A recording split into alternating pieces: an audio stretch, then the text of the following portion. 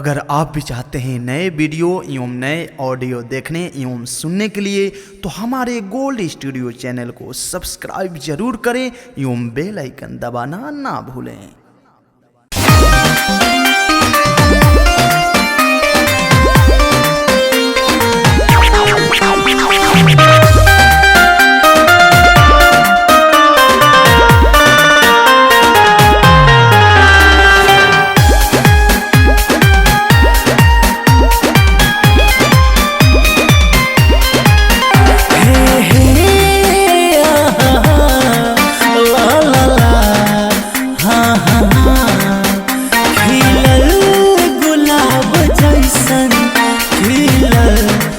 तोर जवानी खिलल गुलाब जैसन खिलल बा तोर जवानी सोना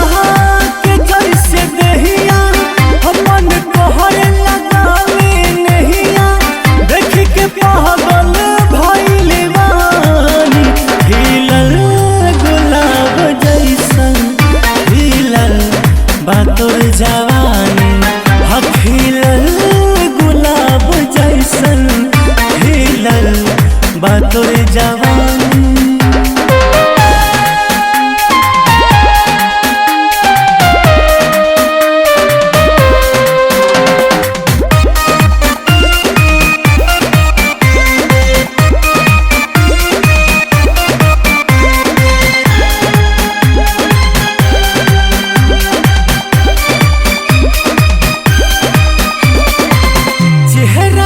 शर्मा गई चांद हो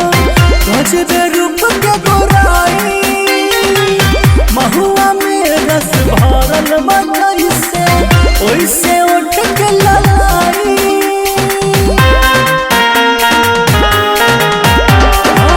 चेहरा देखी शर्मा गई चांद हो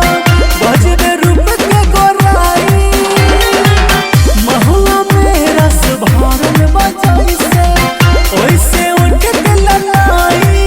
हमन तोर है कोती तोहरा संगे हम नदानी